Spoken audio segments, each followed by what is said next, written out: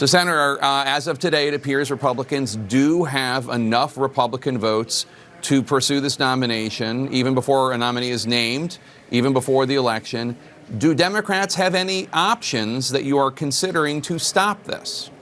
Well, Jake, this really is on Republicans. They are reversing themselves just 4 years after they set the precedent in 2016 of refusing to take up a hearing to give a vote to President Obama's nominee, Merrick Garland, because he was nominated 10 months before an election. We are now just 42 days before an election, in which I'll remind you, half of the states are already voting. In 25 states, there's early voting happening. So this really is on the majority party, on the Republicans. They're the ones who are going to jam this through the Judiciary Committee, jam it through the floor if that's what happens. I'll remind you, Justice Ginsburg passed on Rosh Hashanah. She dictated to her granddaughter her dying wish, which was that the voters would choose the next president her successor, because she knows the consequences of who replaces her. Your reporter just referenced the case that will be in front of the Supreme Court a week after the election, which will consider the Affordable Care Act. She said it affects 20 million Americans. It affects 100 million Americans in terms of the pre-existing condition discrimination protection. And given Justice Ginsburg's legacy, another key part of the Affordable Care Act is it prohibits discrimination by insurance companies based on gender. That's half of all Americans. So frankly, what's on the ballot and what's at stake in this confirmation process is protections for half of all Americans. So just to be clear, when she said 20 million, I think she was referring to those who got through the Medicaid expansion have insurance because of Obamacare. Let me ask you, because obviously not every Republican senator said this, okay? But when Mitch McConnell talked about how he was not going to give Obama's nominee, Merrick Garland, a hearing, he said that one of the reasons for it was not just that it was an election year, but because the Senate was controlled by a different party than the White House. In other words, divided government. That's not operative here. Now, I get a lot of people like Lindsey Graham and Marco Rubio, when they talked about why they weren't going to give Merrick Garland a hearing, they didn't talk about the divided government part of this. Right. But Mitch McConnell did. So he specifically is not being inconsistent, is he? Well, Majority Leader McConnell is quite agile, and he has reframed and recast his justifications a number of times.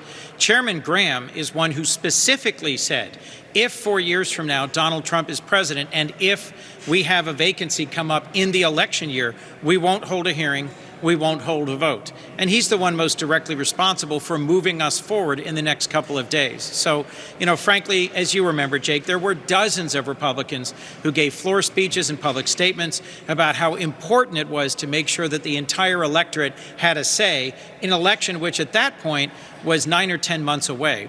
There's one precedent in American history where there was a vacancy this close to an election. Abraham Lincoln was president at that point, and he did not nominate someone to fill the seat. He let the electorate decide.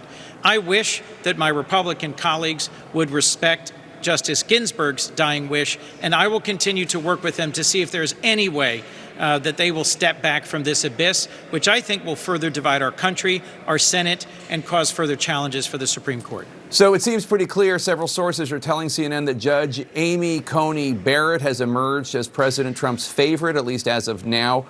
Putting aside her differing political views from yours, is she qualified? Is she a qualified potential nominee? Well, Jake, I would have to wait for there to be a nomination for me to begin reviewing her record and background and commenting on it. As you know, there's several others under consideration, and it frankly shouldn't come to this. Justice Ginsburg is going to be lying in repose in the Supreme Court the next 2 days. She'll be lying in state in the Capitol, the first woman to do so, which is a fitting recognition of her lifetime of dedication to gender equality. I will consider the qualifications, but frankly, we shouldn't be getting to this point. And in the next few days, I'll continue to appeal both to the conscience of my colleagues here, but also to the folks around the country who are watching, who know what an outrage this is, who know this should not be a partisan exercise. Majority Leader McConnell has had months to move a relief package for the COVID-19 pandemic and the recession, and hasn't done so. I've gotten texts from a dozen different folks in Delaware today not about this nominee, but about their small businesses, their jobs, their kids' schools. They're wondering, why is McConnell not doing anything to move a package forward, but instead he's now moving heaven and earth to race through a nomination? Well, I mean, there was a bill, but Democrats blocked it from coming up, right? Because it wasn't strong enough. Well, that wasn't just a skinny bill. That was an emaciated bill. I recognize there was a distance between what the White House said, over $1 trillion, and what Nancy Pelosi, Speaker of the House, said. She and the House passed a $3.5 trillion bill. But what it was that Majority Leader McConnell put on the floor was a very small bill that had some protections for employers that frankly would have made it impossible for employees to ever get relief, even if they had irresponsible employers. Democratic Senator Chris Coons of Delaware, thank you so much for your time today, sir. We always appreciate it.